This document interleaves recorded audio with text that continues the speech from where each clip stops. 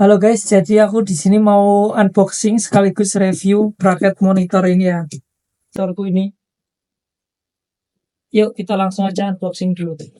Jadi ini dia bracketnya ya guys ya.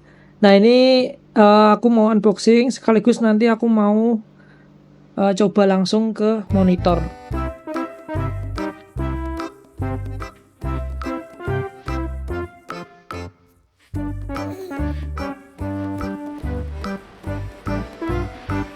Terus spesifikasinya aku tadi udah baca. Untuk maksimal beratnya dia bisa 9 kilo. Kemudian VESA-nya dia support yang 75 kali 75 dan juga yang 100 kali 100. Untuk monitornya dia maksimal di 27 inch kalau di deskripsinya ya. Aku nggak tahu kalau yang untuk lebih besar bisa atau enggak. Dan dia itu bisa rotasi ya, muter 360 derajat, swivelnya 180, dan tiltnya dia bisa 90 plus maupun minus. Nah ini dia, aku langsung buka aja.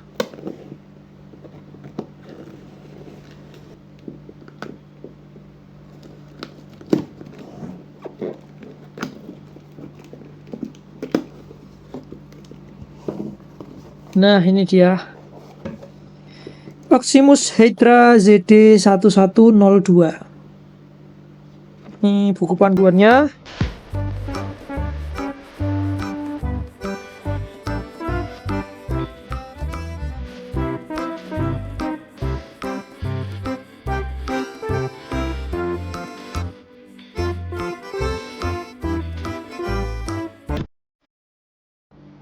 Ini fungsinya biar lebih kenceng ya, jadi nanti tatkala kita pasang yang berikutnya itu nggak gerak-gerak lagi ya.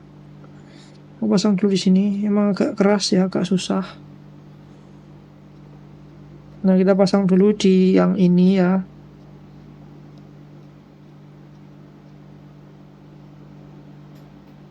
Usahakan kenceng tapi lubangnya pas tengah ya guys ya, karena kan ini nanti mau dikasih skrup lagi.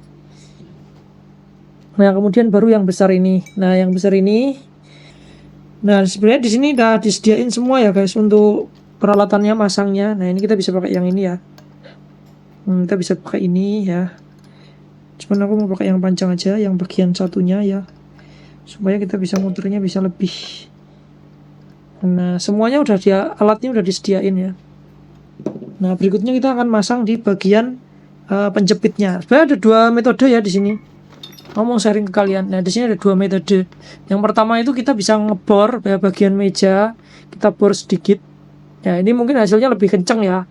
Tapi kita harus effort, kita harus ngebor dulu.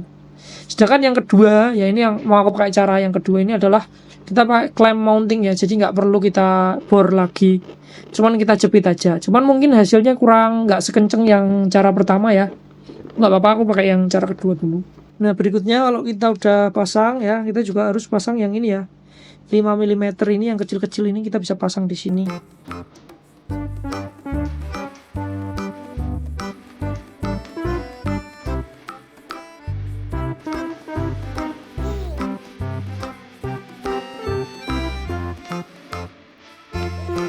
Bagian klaimnya, terus kita masukin aja. Nah, misalkan ini masuk sampai atas ya guys, jangan sampai ada sisa.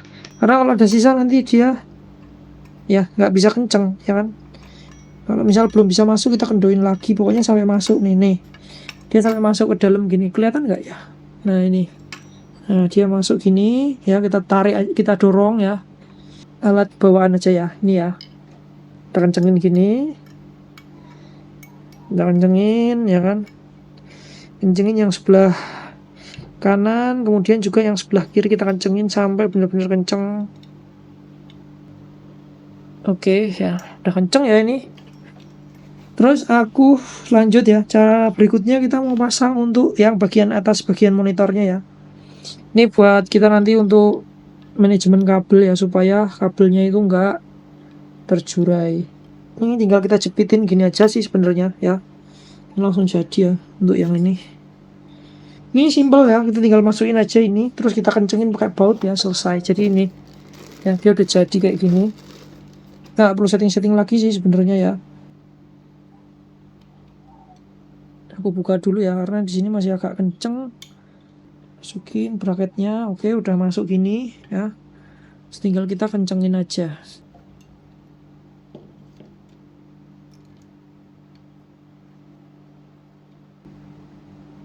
sampai kenceng ya.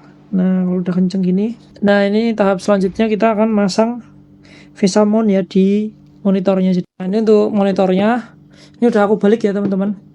Dan di sini aku bakal masang VESA 75 atau 100. Kita udah dapat VESA mountnya.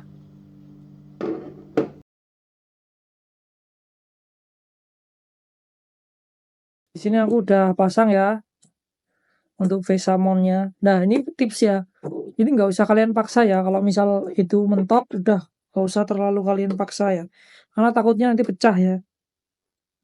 Nah terus untuk masukin baut-baut ini, kalian bisa masukin dulu setengah-setengah ya, semuanya dimasukin dulu. Kalian skrup, kalian kencengin setengah-setengah dulu, jangan langsung dikencengin full, karena takutnya kalau dia miring ya, itu masukin lubang-lubang lain itu susah ya kan. Jadi ini setengah dulu, ini setengah, setengah, setengah gitu, setengah masuk maksudnya.